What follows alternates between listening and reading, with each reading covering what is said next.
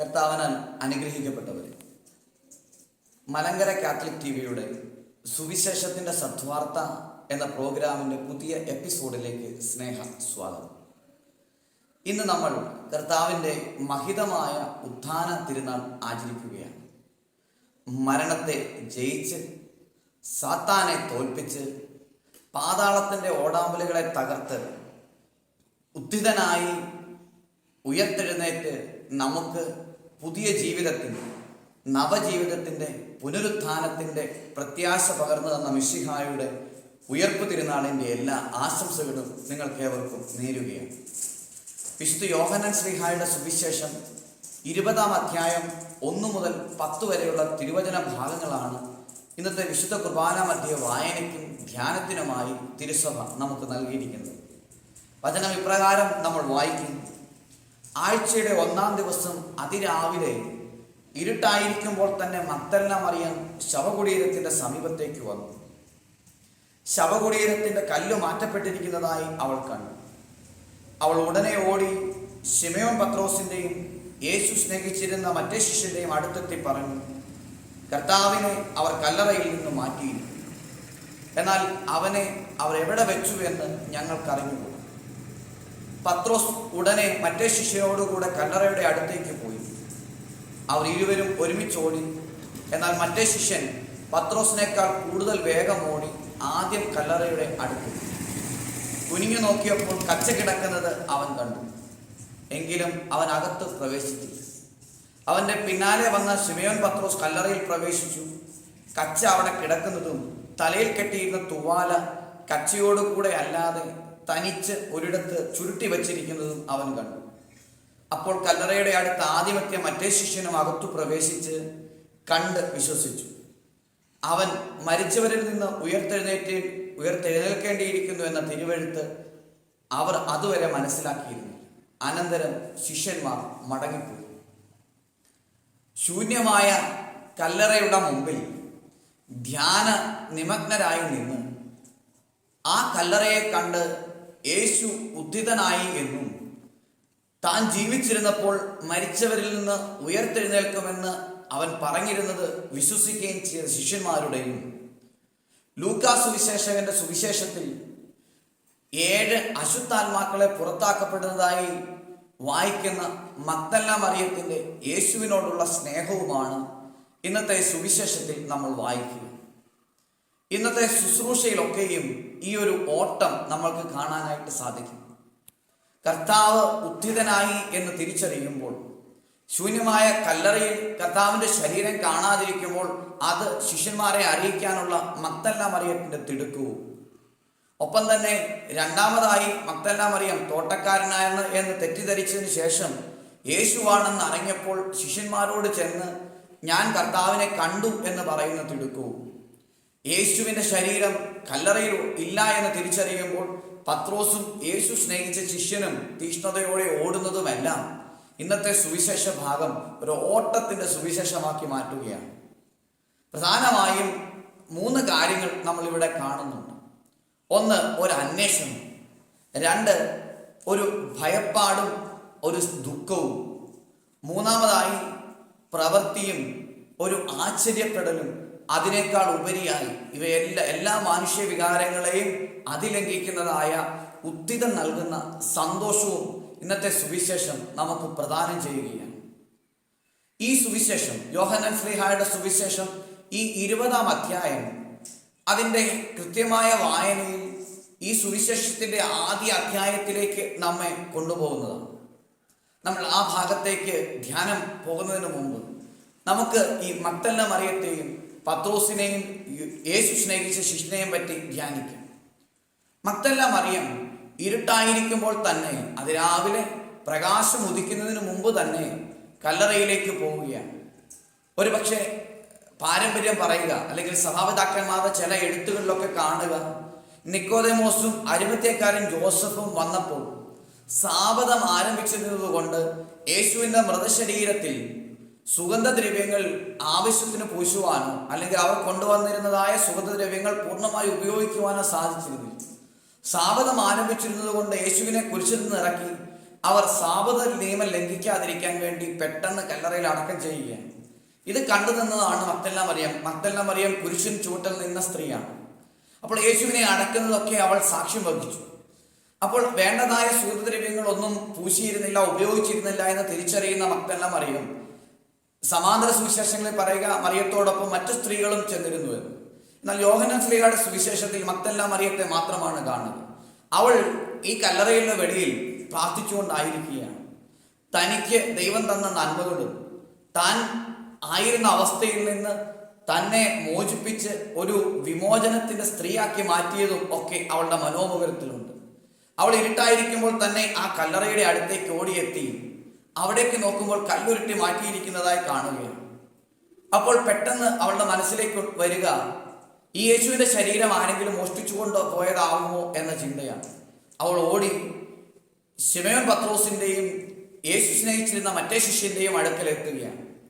ഈ മഗ്ദലന മറിയത്തിന്റെ വാക്ക് കേൾക്കുന്ന ഈ ശിമയോൻ പത്രോസും യേശു സ്നേഹിച്ച മറ്റേ ശിഷ്യനും അതൊരു പ്രതീകമാണ്.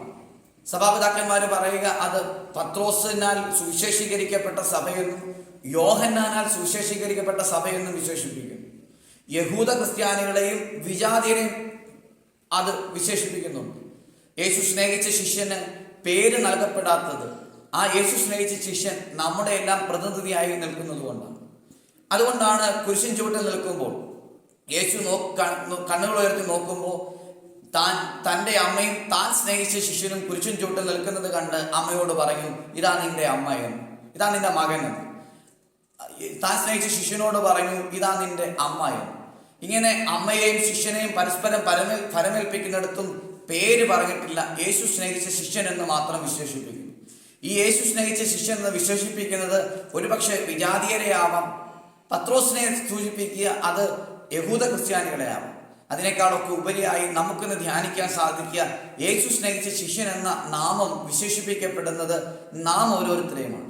നമ്മുടെ പ്രതിനിധിയായിട്ടാണ് യേശു സ്നേഹിച്ച ശിഷ്യനെ ഈ യോഹന്നാന്റെ സുവിശേഷത്തിൽ നമ്മൾ കണ്ടെത്തുക. അങ്ങനെ യേശു സ്നേഹിച്ച ശിഷ്യനും പത്രോസും ഓടി ആ ഓട്ടം സ്നേഹത്തിന്റെ ഓട്ടമായി വ്യാഖ്യാനിച്ചാൽ യേശു സ്നേഹിച്ച ശിഷ്യൻ വേഗത്തിൽ ഓടുകയാണ്. യോഹന്നാന് താരതമ്യേന പ്രായം കുറവായിരുന്നുവെന്നും ശിഷ്യന്മാരുടെ കൂട്ടത്തിൽ ഏറ്റവും ഇളയവനായിരുന്നത് കൊണ്ട് അവൻ്റെ കാലുകൾക്ക് വേഗതയുണ്ട്. അത് ഇളയവനായിരുന്നത് കൊണ്ട് മാത്രമല്ല, മറിച്ച് അവന് യേശുവിനോടുള്ള സ്നേഹത്തിന്റെ ആധിക്യം കാണുകയാണ്. നമ്മൾ പത്രോസിനെയും യോഹന്നാനെയും തമ്മിൽ വഴക്കുണ്ടാക്കിച്ച് തെറ്റിക്കാൻ നോക്കണ്ട. രണ്ടുപേർക്ക് സ്നേഹമുണ്ട്. ചെറുപ്പക്കാരനായിരുന്നതിനാൽ യോഹന്നാൻ ആദ്യമേ ഓടി കല്ലറയിൽ എത്തുകയാണ്. ഇത് പെട്രൈൻ പ്രൈമസിയെ പറ്റിയൊക്കെ സൂചിപ്പിക്കുന്ന വേദഭാഗമാണ്. പെട്രൈൻ പ്രൈമസിയെ പറ്റിയൊക്കെ സൂചിപ്പിക്കുന്ന വേദഭാഗം യോഹന്നാൻ നിന്നു. ഈ പത്രോസ് അവിടെ വരാൻ വേണ്ടി വെയിറ്റ് ചെയ്തു. പത്രോസ് ആദ്യം കയറി കണ്ടു. അതിനുശേഷം യേശു സ്നേഹിച്ച ശിഷ്യൻ വന്നു, തുവാല ചുറ്റി വെച്ചിരിക്കുന്നത് കണ്ടു. മറിയം പറഞ്ഞത് വിശ്വസിച്ചു. അവർ കണ്ട് വിശ്വസിക്കുകയാണ്. ഇവിടുത്തെ ചോദ്യം അവർ കണ്ട് എന്താണ് വിശ്വസിച്ചത് എന്ന് പറയപ്പെടുന്നില്ല. ഒരു പക്ഷേ മഗ്ദലന മറിയം പറഞ്ഞതുപോലെ തന്നെ അവർ യേശുവിന്റെ ശരീരം ആരോ മോഷ്ടിച്ചു കൊണ്ടുപോയതായെന്ന് വിശ്വസിച്ചതാകാമോ, അതോ അവൻ ഉയർത്തെഴുന്നേറ്റു എന്ന് വിശ്വസിക്കുന്നതാകും. പാരമ്പര്യം പഠിപ്പിക്കുക ഇവർ വിശ്വസിച്ചത് യേശു ഉയർത്തെഴുന്നേറ്റു എന്നതാണ് വിശ്വസിക്കുക. കാരണം അവർ കണ്ട കാര്യങ്ങളെപ്പറ്റി പറയുന്നുണ്ട്. അവന്റെ ശരീരം പൊതിഞ്ഞിരുന്ന കച്ച ഒരിടത്ത് വെച്ചിരിക്കുന്നത് കണ്ടു. അവന്റെ ശിരസിൽ മൂടിയിരുന്ന തുവാല ചുരുട്ടി വെച്ചിരിക്കുന്നത് കണ്ടു. ഇപ്രകാരം മോഷ്ടിച്ചു കൊണ്ടുപോകുന്ന ഇടമാണെങ്കിൽ കച്ച ചുരുട്ടിയിടുകയിൽ മടക്കി വെക്കുക, തുണിയൊന്നും മടക്കി വെക്കുകയല്ലോ, അതവിടെ വലിച്ചെറിയപ്പെടുകയോ അല്ലെങ്കിൽ അവഹേളിക്കപ്പെട്ട് തള്ളിക്കളയുകയോ ഒക്കെ ചെയ്യുകയാണ്. ഇത് കൃത്യമായി ചുരുട്ടി വെച്ചിരിക്കുന്നു എന്ന് പറയുന്നതിന് കാരണം തന്നെ യേശു ഉയർത്തെഴുന്നേറ്റു എന്ന് അവർ വിശ്വസിച്ചു എന്നതാണ്. അവർ അതുവരെയും ലിഖിതങ്ങളൊന്നും മനസ്സിലാക്കിയിരുന്നില്ല എങ്കിൽ തന്നെയും ഈ ഉത്ഥാനം അവരുടെ ഹൃദയത്തെ ദ്യോതിപ്പിക്കുകയാണ്. ഈ 20-ാം അധ്യായത്തിൽ യേശു തമ്പുരാന്റെ ഉത്ഥാനത്തെക്കുറിച്ച് പ്രതിപാദിക്കുന്ന അനേക അപ്പരീഷൻസ്, പോസ്റ്റ് റിസറക്ഷൻ അപ്പരീഷൻസ് നമ്മൾ കാണുകയാണ്. ഒന്നാമതായി ഈ 11-ാം വാക്യം മുതൽ മഗ്ദലന മറിയത്തെ കാണുകയാണ്. ഇന്നത്തെ ശുശ്രൂഷ മധ്യേ നമ്മൾ വായിക്കുന്ന വേദഭാഗം അതാണ്. രണ്ടാമതായി ഈ 20-ാം അധ്യായത്തിന്റെ ആഴ്ചയുടെ ആദ്യ ദിവസം, അതായത് ഉയർത്തെഴുന്നേറ്റ അന്ന് തന്നെ തോമസ് ലീഹ ഇല്ലാത്ത ശിഷ്യഗണത്തിന് യേശു പ്രത്യക്ഷപ്പെടുന്നു. അതിനുശേഷം 8 ദിവസങ്ങൾക്ക് ശേഷം തോമസ് ലീഹ ഉള്ള ശിഷ്യഗണത്തിന് യേശു പ്രത്യക്ഷപ്പെടുന്നു. അങ്ങനെ ഈ 20-ാം അധ്യായം, യോഹന്നാൻ ശ്ലീഹായുടെ സുവിശേഷത്തിന്റെ 20-ാം അധ്യായം മുഴുവൻ പോസ്റ്റ് റിസറക്ഷണൽ അപ്പിയറേഷൻസ് കാണുകയാണ്. ഉത്ഥാനാന്തര പ്രത്യക്ഷീകരണങ്ങൾ നമ്മൾ കാണുകയാണ്. ഇപ്രകാരം ഉത്ഥാന അനന്തര പ്രത്യക്ഷീകരണങ്ങൾ കാണുമ്പോൾ അതിലെ പ്രധാനപ്പെട്ട പ്രത്യക്ഷീകരണം മഗ്ദല മറിയത്തോടുള്ള പ്രത്യക്ഷീകരണമാണ്. അതായത് യോഹന്നാനും പത്രോസും പോയതിനു ശേഷം ഈ കല്ലറയുടെ വെളിയിൽ കരഞ്ഞുകൊണ്ട് നിൽക്കുന്ന മഗ്ദല മറിയം. അപ്പോൾ കരഞ്ഞുകൊണ്ട് നിൽക്കുമ്പോൾ അവൾ കുനിഞ്ഞ് കല്ലറയുടെ ഉള്ളിലേക്ക് നോക്കുമ്പോൾ 2 ദൂതന്മാരെ കാണുകയാണ്. ഈ ദൂതന്മാർ അവളോട് ചോദിക്കുന്നുണ്ട്, മറിയം, നീ എന്തിനാണ് കരയുന്നത്? ഉടനെ അവൾ പറഞ്ഞു, എൻ്റെ ഗുരുവിനെ അവർ എടുത്തുകൊണ്ടുപോയി. അപ്പോൾ പിറകിൽ നിന്നൊരു വിളി കേൾക്കുകയാണ്, മറിയം എന്ന്. തിരികെ നോക്കുമ്പോൾ അവൾ കാണുന്നു, തോട്ടക്കാരനാണെന്ന് വിശ്വസിച്ച് അവൾ പറഞ്ഞു, അങ്ങാണ് എൻ്റെ ഗുരുവിൻ്റെ ശരീരം എടുത്തുകൊണ്ട് പോയതെങ്കിൽ അവനെ എനിക്ക് തിരികെ തരും. അപ്പോൾ അവൾ ഈ തോട്ടക്കാരനെന്ന് വിശ്വസിക്കപ്പെടുന്ന ആ വ്യക്തി വിളിക്കുകയാണ് മറിയമെന്ന്. അവൾ അത് തൻ്റെ ഗുരുവിൻ്റെ ശബ്ദം തിരിച്ചറിഞ്ഞ മറിയം അവനെ വിളിക്കുന്നു റബ്ബി എന്ന്. അപ്പോൾ ഈ ചോദ്യം ഇതാണ്, നീ എന്തന്വേഷിക്കും? നീ ആരെ അന്വേഷിക്കുന്നു? ഈ ചോദ്യം യോഹന്നാൻ ശ്ലീഹായുടെ സുവിശേഷത്തിന്റെ ആദ്യ അധ്യായങ്ങളിലേക്ക് നമ്മളെ വീണ്ടും കൂട്ടിക്കൊണ്ടു പോവുകയാണ്. യോഹന്നാന്റെ സുവിശേഷം ആദ്യ അധ്യായത്തിൽ യോഹന്നാന്റെ ശിഷ്യന്മാരിൽ 2 പേർ യേശുവിന്റെ അടുക്കലേക്ക് വരികയാണ്. യേശുവിന്റെ അടുക്കലേക്ക് അവർ വരുന്നത് കണ്ട് യേശു ചോദിക്കുന്ന ചോദ്യം, നിങ്ങൾ എന്തന്വേഷിക്കുന്നു എന്ന് ചോദിക്കുമ്പോൾ ആ ആദ്യ ശിഷ്യന്മാർ യോഹന്നാന്റെ അടുക്കൽ നിന്ന് യേശുവിന്റെ അടുക്കലേക്ക് എത്തിയ ശിഷ്യന്മാർ അവനെ വിളിക്കുന്നത് റബ്ബി എന്നാണ്. റബ്ബി, അങ്ങ് എവിടെ വസിക്കുന്നു? അവൻ പറഞ്ഞു, വന്ന് കാണുക. ഇതേ പരിസരങ്ങളിലേക്ക്, ഇതേ ചിന്തയിലേക്ക് 20-ാം അധ്യായം മഗ്ദല മറിയത്തോടുള്ള ദർശനം കാണുകയാണ്. മറിയത്തോട് അവൻ ചോദിക്കുകയാണ്, നീ ആരെ അന്വേഷിക്കുന്നു? അപ്പോൾ മറിയത്തിന്റെ മറുപടിയാണ്, മറിയം അവനെ വിളിക്കുകയാണ് റബ്ബി, ഹെബ്രായ ഭാഷയിൽ ഗുരു എന്നർത്ഥം. അതായത് സുവിശേഷത്തിന്റെ ആദ്യ അധ്യായത്തിൽ എന്തന്വേഷിക്കുന്നു? ദൈവരാജ്യം അന്വേഷിച്ചെത്തുന്ന ശിഷ്യന്മാരോട് യേശു പറയുന്നു, വന്ന് കാണുക. ഇവിടെ മഗ്ദല മറിയത്തോട് ചോദിക്കുകയാണ്, നീ ആരെ അന്വേഷിക്കുന്നു? അതായത് ദൈവരാജ്യം എന്നത് യേശു ക്രിസ്തുവിന്റെ ഉത്ഥാനത്തിലാണ് എന്ന് സുവിശേഷം വ്യാഖ്യാനിക്കുകയാണ്. ആദ്യ അധ്യായത്തിൽ എന്തന്വേഷിക്കുന്നു എന്ന് അന്വേഷിച്ചെത്തുന്ന ശിഷ്യന്മാരോട് വന്നു കാണുക എന്ന് പറയുമ്പോൾ അവിടെ പ്രയോഗിക്കുന്ന പദങ്ങളും സാഹചര്യങ്ങളും ഒന്നു തന്നെയാണ്. വീണ്ടും ഇവിടെ 20-ാം അധ്യായത്തിൽ മഗ്ദല മറിയത്തോട് പറയുമ്പോൾ മഗ്ദല മറിയവും ചോദിക്കുന്നു, നീ ആരെ അന്വേഷിക്കുന്നു എന്ന് ചോദിക്കുമ്പോൾ അവളുടെ സാഹചര്യം ഒന്നാണ്, അവളുടെ മറുപടിയും വിളിയും റബ്ബി എന്ന് തന്നെയാണ്. ആയതുകൊണ്ട് തന്നെ ഈ സുവിശേഷം നമ്മളെ ഇതിന്റെ 1-ാം അധ്യായത്തിലേക്ക് കൊണ്ടുപോവുകയാണ്. 1-ാം അധ്യായം ഇപ്രകാരമാണ് ആരംഭിക്കുക, ആദിയിൽ വചനമുണ്ടായിരുന്നു, വചനം ദൈവത്തോടു കൂടെ ആയിരുന്നു, വചനം ദൈവമായിരുന്നു. ഇങ്ങനെ ആദിയിലെ കുറിച്ച് പറയുന്ന ആദ്യത്തെ സുവിശേഷം ഇത് ഉൽപ്പത്തി പുസ്തകത്തിന്റെ 1-ാം അധ്യായത്തിലേക്ക് നമ്മളെ വിരൽ ചൂണ്ടുകയാണ്. ആദിയിൽ ദൈവം ആകാശവും ഭൂമിയും സൃഷ്ടിച്ചു. അതൊരു ഭൂമി രൂപരഹിതവും ശൂന്യവുമായിരുന്നു. രൂപരഹിതവും ശൂന്യവുമായ ഇരുട്ട് നിറഞ്ഞിടത്തേക്ക് പ്രകാശം സൃഷ്ടിക്കുന്നത് പോലെ ഇവിടെ ഈ സുവിശേഷത്തിന്റെ ആദ്യത്തെ വാക്യം 20-ാം അധ്യായം 1-ാം വാക്യം ഇപ്രകാരം വായിക്കുന്നു, ആഴ്ചയുടെ 1-ാം ദിവസം ഈ അതിരാവിലെ ഇരുട്ടായിരിക്കുമ്പോൾ തന്നെ, അതായത് ആ പ്രൈമോഡിയൽ ഡാർക്ക്നെസ്, ആദ്യ ഇരുട്ടിലേക്ക് വീണ്ടും ഈ സുവിശേഷം നമ്മളെ നയിക്കുകയാണ്. ഇതൊരു പുതുജീവന്റെ സുവിശേഷം നൽകുന്നതാണ് ഉത്ഥാനത്തിന്റെ തിരുനാൾ.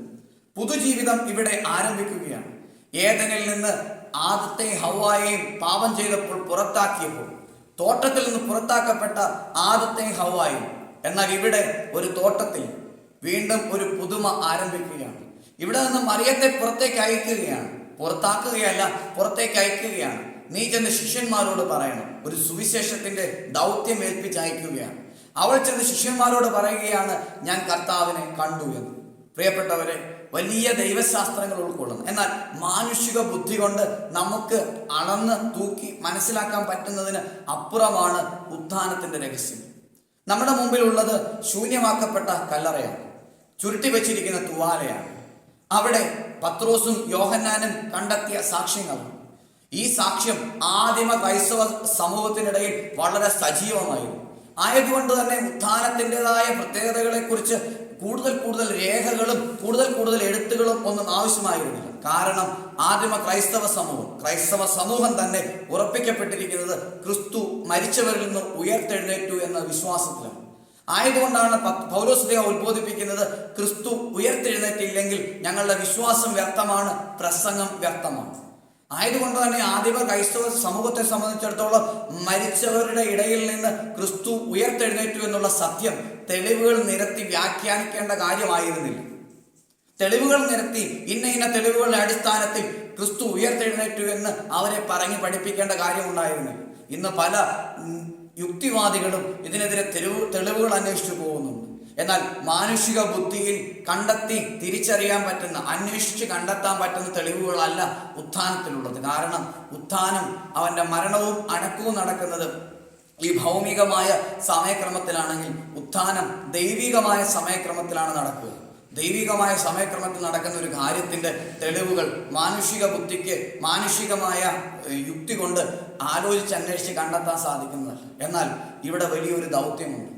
ആദ്യ തോട്ടത്തിൽ നിന്ന് പുറത്താക്കപ്പെട്ട ആദത്തെയും ഹവ്വായെയും പോലെ ഇവിടെ മറിയം, മഗ്ദല മറിയം ഒരു തോട്ടത്തിൽ കല്ലറയുടെ മുമ്പിൽ നിൽക്കുകയാണ്. ആദ്യ സുവിശേഷത്തിൽ ഉൽപ്പത്തിയുടെ പുസ്തകം 3-ാം അധ്യായത്തിൽ കാണപ്പെടുന്ന ഒരു പുറത്താക്കലിന് പകരം ഇവിടെ തോട്ടത്തിൽ നിന്ന് ഒരു അയക്കൽ കാണുകയാണ്. ഞാൻ ഉയർത്തെഴുന്നേറ്റു, നിങ്ങൾക്ക് മുമ്പേ സമാന്തര സുവിശേഷങ്ങളുടെ ക്രമീകരണ പ്രകാരം ഞാൻ നിങ്ങൾക്ക് മുമ്പേ ഗലീലയിലേക്ക് പോകുമെന്ന് ശിഷ്യന്മാരോട് ചെന്ന് പറയണം എന്ന് കർത്താവ് പറയുന്ന സുവിശേഷ ഭാഗം. പ്രിയപ്പെട്ടവരെ, ഇവിടെ നമ്മളെ വലിയ ദൗത്യം ഏൽപ്പിക്കപ്പെടുക, ഒരു നവജീവന്റെ സുവിശേഷം നമ്മളെ ഏൽപ്പിക്കുകയാണ്. മരണത്തിൽ നിന്ന് ഉയർത്തെഴുന്നേറ്റ കർത്താവിനെ പ്രഘോഷിക്കാൻ നമ്മെ അയക്കുകയാണ്. മഗ്ദല മറിയത്തെ പോലെ ഞങ്ങൾ കർത്താവിനെ കണ്ടു എന്ന് പറയാൻ നമുക്കിടയാവും. കഴിഞ്ഞ ഒരു മാസക്കാലം അടുത്ത്, 1.5 മാസക്കാലം അടുത്ത് വലിയ നോമ്പ് ആചരിച്ച്, ഈ കഴിഞ്ഞ ഒരാഴ്ചക്കാലം പെസഹ ആഴ്ച, വലിയ ആഴ്ച നോമ്പ് ആചരിച്ച് പ്രത്യേക പ്രാർത്ഥനാ വിധികളൊക്കെ നടത്തി കർത്താവിൻ്റെ മരണവും അവൻ്റെ പാതാളത്തിലേക്കുള്ള ഇറക്കവും ഒക്കെ ധ്യാനിച്ച് ഈ ഉത്ഥാനത്തിൽ, ഈ ശൂന്യമായ കല്ലറയുടെ വാതിൽക്കൽ നമ്മൾ നിൽക്കുമ്പോൾ പ്രിയപ്പെട്ടവരെ, അവൻ ഉയർത്തെഴുന്നേറ്റു എന്ന് നമുക്ക് തിരിച്ചറിയും. കൂദാശകളിലൂടെ, സഭയുടെ ശുശ്രൂഷകളിലൂടെ, വചനത്തിലൂടെ ഞങ്ങൾ കർത്താവിനെ കണ്ടു എന്ന് മഗ്ദല മറിയത്തെ പോലെ പ്രഘോഷിക്കാൻ നമുക്കിടയാകും. ഈ സാക്ഷി ജീവിതങ്ങൾ കുറയുന്നത് കൊണ്ടാണ് നമ്മുടെ ക്രിസ്തീയ ജീവിതം അർത്ഥമില്ലാതായി മാറുന്നത്. പ്രിയപ്പെട്ടവരെ, ഈ തോട്ടത്തിൽ നമ്മൾ നിൽക്കുമ്പോൾ ഉൽപ്പത്തിയുടെ പുസ്തകം 1-ാം അധ്യായത്തിലെ പുറത്താക്കലിന് പകരം ഇവിടെ ഒരു അയക്കൽ കാണുകയാണ്. ഇവിടെ യോഹന്നാൻ ശ്ലീഹായുടെ സുവിശേഷത്തിൻ്റെ ആദ്യ അധ്യായത്തിൽ നിങ്ങൾ എന്തന്വേഷിക്കുന്നുവെന്നും 20-ാം അധ്യായത്തിലെ നിങ്ങൾ ആരെ അന്വേഷിക്കുന്നുവെന്നും രണ്ടും ഒരേ കാര്യത്തെക്കുറിച്ചുള്ള 2 ചോദ്യങ്ങളാണ്. ഈ 2 ചോദ്യവും നമ്മെ ക്ഷണിക്കുകയാണ്. നിങ്ങൾ എന്തന്വേഷിക്കുന്നു? നിങ്ങൾ ആരെ അന്വേഷിക്കുന്നു? ഞങ്ങൾ ഉദ്ധിതനായ കർത്താവിനെ അന്വേഷിക്കുന്നു. ഇതാണ് മറുപടി. ഞങ്ങൾ അടക്കപ്പെട്ട കർത്താവിനെ അല്ല, ഉദ്ധിതനായ കർത്താവിനെ അന്വേഷിക്കുകയാണ്. ഈ ഉദ്ധിതനായ കർത്താവിനെ സഭയുടെ കൂദാശകളിലും വചനത്തിലും നമ്മുടെ ദൈനംദിന ജീവിതത്തിലും കണ്ടെത്തുവാനും മറിയത്തെ പോലെ ഞങ്ങൾ കർത്താവിനെ കണ്ടു എന്ന് പ്രഘോഷിക്കാനും ഈ ഉത്ഥാന തിരുനാളും അതിൻ്റെ ആചരണങ്ങളും ആഘോഷങ്ങളും നമ്മൾക്കിടയാകട്ടെ എന്ന് പ്രാർത്ഥിക്കുന്നു. ഏവർക്കും ഉത്ഥാന തിരുനാളിൻ്റെ എല്ലാ നന്മകളും ഏറെ സ്നേഹത്തോടെ ആശംസിക്കുന്നു. ദൈവം നമ്മെ അനുഗ്രഹിക്കും.